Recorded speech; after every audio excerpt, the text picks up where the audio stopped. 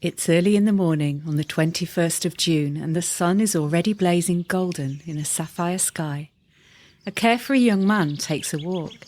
Heads of wheat bob and dance in a gentle breeze against the colourful wildflowers, and there, at the edge of a field, an ocean of pale yellow humming with 1,000 bees.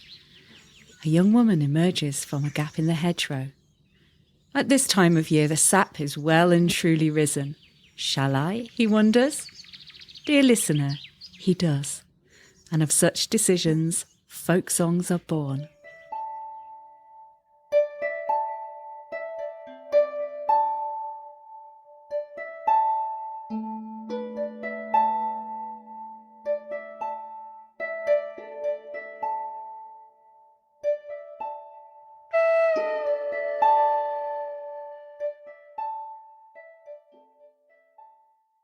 Welcome back to Handed Down. I'm Jenny Shaw, and today is all about the banks of the Sweet Primroses. It's an unusual folk song, not in its theme, which is pastoral and deals with thwarted love. No, it's unusual because its earliest versions are almost identical to the ones that we hear today. Its first known appearance was as a Broadside ballad in the early part of the 19th century, and it just took off from there. It was reprinted many times throughout England and Scotland, and always in the same version. This level of integrity is unusual, especially as the plot itself is not particularly strong. In fact, the second half is quite ambiguous. But the lyrics are absolutely on point, full of phrases that are satisfying to sing and which paint a vivid scene in a few short verses. Now, I've always had a very definite headcanon regarding this song, since I first heard Shirley Collins' version at the age of 5 or 6. I could always see those primroses and the lush rolling meadows, so different from the wide and windswept landscapes of Holderness. And then last year, on a walk in North Somerset, a place I'd never visited before, there it was. I found the meadow from this song. It was August and it was too late for primroses, but nonetheless, this song from my childhood jumped right back into my head and I've been singing it ever since. The tune is equally satisfying. It has a beautiful shape to it, and when you get to the end of one verse, you just can't wait to sing the next. It fits the words perfectly, but it leaves just enough scope to provide emphasis where it's needed and a little variation. So it's not surprising that when the late Victorian and early Edwardian song collectors took to the highways and byways of England, they found this popular song all over the place with only minor variations in word and tune. It was common in the southern counties. Vaughan Williams collected it in Essex and George Butterworth in Sussex, and later the two of them collected it in Norfolk. Baring Gould found it in Devon and Cornwall, and Lucy Broadwood in Herefordshire. Cecil Sharp found it up north in Nottinghamshire, and Percy Grainger heard it just up the road in Lincolnshire. It was as common as the primrose itself, and clearly a favourite with audiences, but perhaps less so with collectors as time went on. In fact, it was so ubiquitous that some stopped collecting it, and others refused to touch it at all. As I was a-walking one midsummer's morning, a-viewing the meadows and to take the air, 'twas down by the banks of the sweet primroses where I espied a most lovely fair. Henry Edward Denison Hammond was an influential, yet an accidental figure in the folk revival of the early 20th century. His father had been an official in the Bengal civil service, which had taken a toll on his health, and after his retirement the family moved to Madeira in search of a better climate. Sadly, this didn't have the desired effect, and he died shortly after the move, leaving behind a widow and 6 children. The family returned to Somerset, where Henry excelled in his studies and at sports. He won a place at Corpus Christi College, Oxford, and after graduation took a role as a classics master in Edinburgh. There he became known for his theoretical and practical skills in education. He was a huge success in the classroom, and outside of it he continued to play football.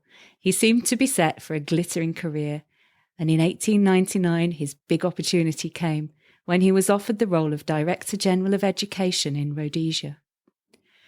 But just like his father, a career in the colonial service took a terrible toll, and within a year he was back home with his health destroyed. But this brilliant mind needed some kind of occupation, and a friend and fellow teacher came up with the perfect diversion. George Gardner, now retired, was a recent but fervent member of the Folk Song Society. He and Henry made an early expedition near Henry's home in Somerset, collecting 20 songs. Although they were absolute beginners, both men had found their passion, though after this first trip they went their separate ways. For Henry, folk song collecting became the focus of the rest of his short life. Teaming up with his brother Robert, the two of them took to the roads by bicycle, spending weeks and even months at a time collecting songs, with Robert writing down the words and Henry the tunes. Moving on from their native Somerset, they turned to Dorset, where, in Henry's typical business-like fashion, they made an impressive and thorough study of the county's songs. By this time, the banks of the Sweet Primroses was so well known among collectors that the brothers simply refused to collect it. But that changed when they met an old widow, Marina Russell, in the village of Upway. Marina was a member of the Dorset Sarton family and sister of Edith, whose more recent relative, folk musician Paul Sarton, we so sadly lost in 2022. Marina turned out to be an absolute fount of traditional music, even though her memory was not as keen nor her voice was strong as it once had been. When she began to sing Sweet Primroses, they just carried on writing, noting down what they believed to be a superior tune to the popular song. Over the course of 2 visits, she gave the brothers 100 songs. Henry died tragically young just 3 years later, but recent research by Nick Dow has shown that Marina outlived him by 5 years, moving back to Bincombe, where she'd lived with her husband and young family, staying there until her death at the age of 83.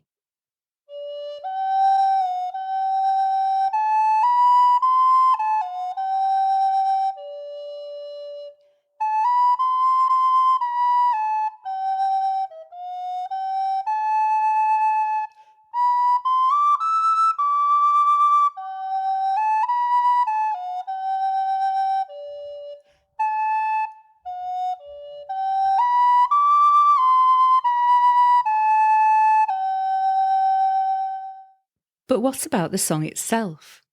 The words are lovely, but the story doesn't make a lot of sense. The man doesn't seem to know the woman, but she knows him, and she's very angry and upset about something he's done.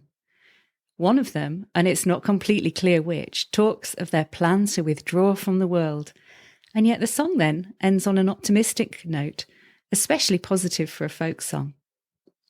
Some have said that this must be an incomplete broken token ballad with missing verses coming after the woman's outburst. And if you're not familiar with broken token ballads, here is the mystery voice to tell you all about them. Broken token ballads were a popular type of traditional English folk song in the 18th and 19th centuries. These ballads typically tell the story of a couple who are separated by circumstance and who exchange tokens of love to remember each other by until they can be reunited. The tokens are usually a ring, a piece of clothing, or some other sentimental object. The songs are called broken token ballads because the lovers often use the tokens to identify themselves to each other when they are reunited. One example of a broken token ballad is a due, Sweet Lovely Nancy. This song tells the story of a sailor who is forced to leave his sweetheart Nancy behind when he goes off to sea. Before he leaves, he gives her a ring as a token of his love, and she promises to wait for him until he returns. When the sailor finally comes back to port, he goes to find Nancy, but she doesn't recognise him at first. However, when he shows her the ring, she knows that it's him, and they are joyfully reunited. And there's a Jew, sweet, lovely Nancy, 10,000 times a Jew, and bound across the ocean to seek for something new. Come change your ring with me, dear girl.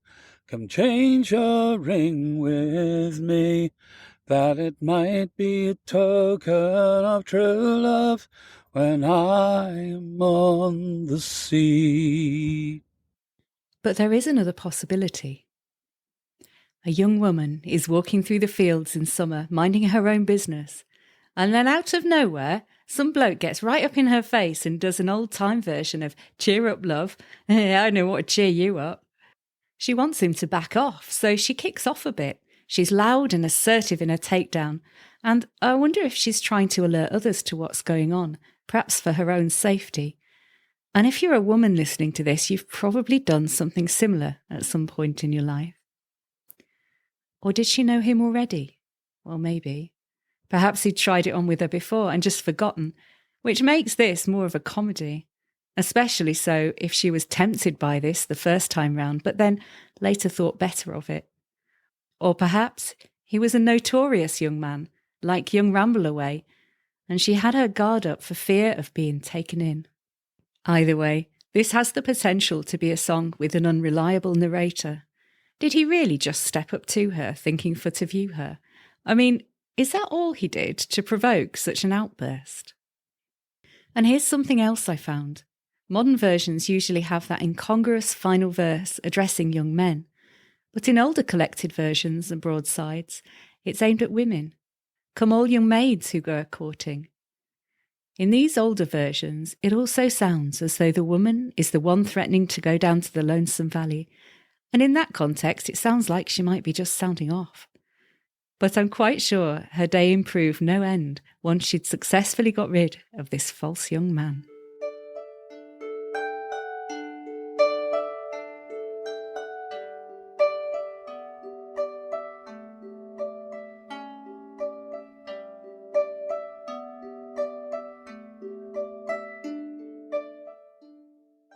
I love poking around online archives, looking for the origins of traditional songs. It's like a treasure hunt, and there's always that thrill of discovery to see a song referenced in an old book or manuscript.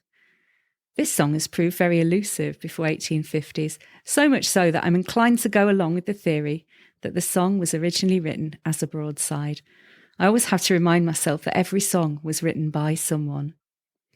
But every song also has its inspirations and influences. There's a ballad I found from the mid-17th century which is very of its time. It's called "Maids, Look Well About You," or "The Cunning Young Man Fitted." And I'm going to give you a few verses. You'll soon see why it could have been an inspiration for the Sweet Primroses. I've left out the chorus because, to be honest, it's just too cringe, but it does make it very plain at the end of each verse that the man was setting out to deceive her. Now, the original tune for this is "Wheat and Weary," which seems to be a lost tune, so I've put it to the tune "Cold and Raw." As I went forth one eventide, it was my chance to spy one, was walking by a riverside, but he would not come nigh one. A maid was stooping hard by him, a gathering of primroses, and as she gathered by the spring, she made them up into posies. The young man said unto the maid, as he did step unto her, "Of me, I pray, be not afraid." He thus began to woo her. "Sweetheart, these flowers which thou hast here, I hope I shall enjoy them. And the flower of thee, my dear, oh, do not say me nay then. I pray, sweet young man, be content. I dare not love a stranger, for afterward I might repent, and therein is great danger. Therefore from me be gone, I do not love your prating. I'd rather to be left alone, your small things I do hate them.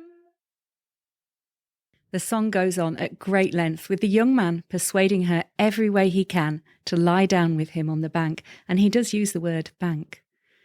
In the end, he becomes so desperate that he offers to buy her a gown of green, and gives her 40 shillings right there and then. I think you can see where this is going. The maid pockets the money and runs off home, and the young man becomes a figure of fun in the town, eventually sailing away to Barbados to escape his reputation. In all of this, we get to know the woman's name, which is Cicely. The name is written in italics, and I think that probably means that it's designed to be changed by the singer, perhaps to reference someone in the audience, which I think would be pretty funny. In an interesting turn, the narrator of the song, who, as he notes, has saved her reputation by witnessing her refusal, then becomes her new suitor.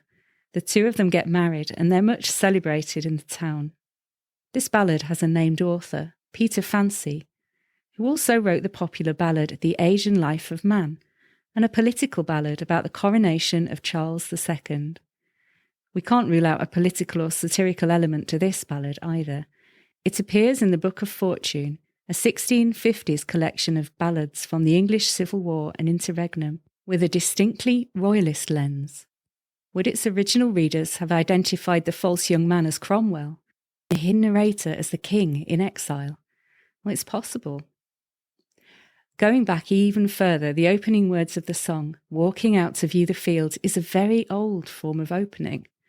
Fresno State University's Ballad Index has identified a 15th century version of this in a religious song called Medicines to Cure the Deadly Sins. After the first verse, it carries on in a much more religious vein, but I'll give you a quick blast of it. And we don't have the original tune once more, so I've borrowed one from a 15th century carol. As I walked upon a day to take the air of field and flower, all in the merry morning of May, where flowers were full of sweet flavor. Boy meets girl. It's an age-old story, and anything could happen. Love or hate, joy or sorrow, meeting or parting, truth or deception. The Banks of the Sweet Primroses is about that moment of meeting, and everything else is left to our imagination. All we know is that it has beguiled many generations past, and no doubt many to come. Stay tuned after the song to hear about its moody Canadian cousin. As I walked out on a midsummer's morning for to view the fields and to take the air down by the banks of the sweet primroses, there I espied a most lovely fair. With 3 long steps I went up to her, not knowing her, she passed me by. I stepped up to her, thinking for to view her. She appeared to me just like some virtuous bride. I said, "Fair maid, where are you going? What is the occasion of all your grief?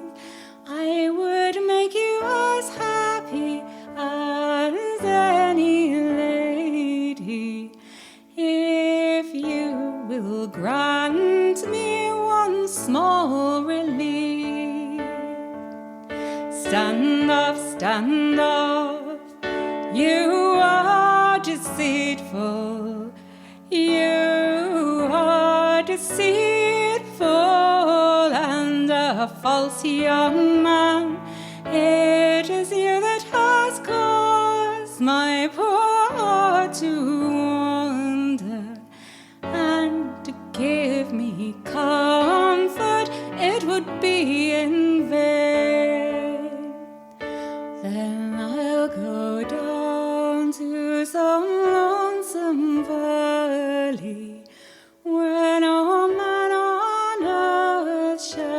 well, let me find where the pretty little songbirds do increase their voices, and every moment blow the blustering winds.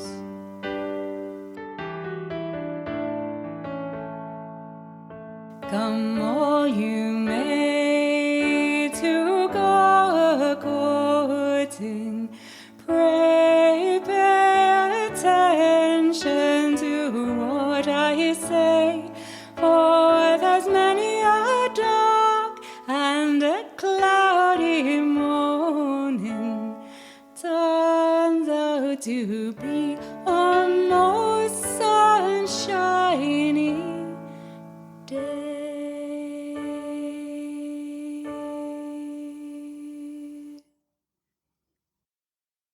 The song Peggy Gordon was collected in Nova Scotia in the 1950s and 60s. It's a song of lost love, similar to Pretty Sarah, but a bit more earthy. Rather than writing a letter, the narrator puts his head in a cask of brandy. Some think it came over to Canada from Scotland or Ireland, but versions of it are also found in 19th century New York vaudeville. Its tune, though, is the same as the Sweet Primroses, but with a distinctly North American style to it. Here's a clip of Isabel Anderson's haunting version.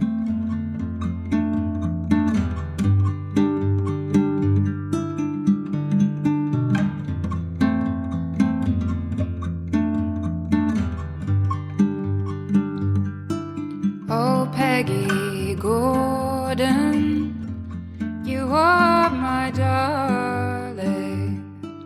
Come sit you down here on my knee and tell to me the very reason why I am slighted so by thee. If you want to hear more, you can find it on her 2013 album, In My Garden, and there's a link to her Bandcamp page in the show notes. Thank you so much for listening to the show. And for regular listeners, thank you for your patience while I've been taking a short break. It's really good to be back.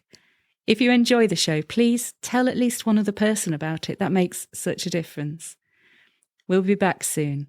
But in the meantime, let's keep going to gigs, buying albums and supporting folk music in every way that we can.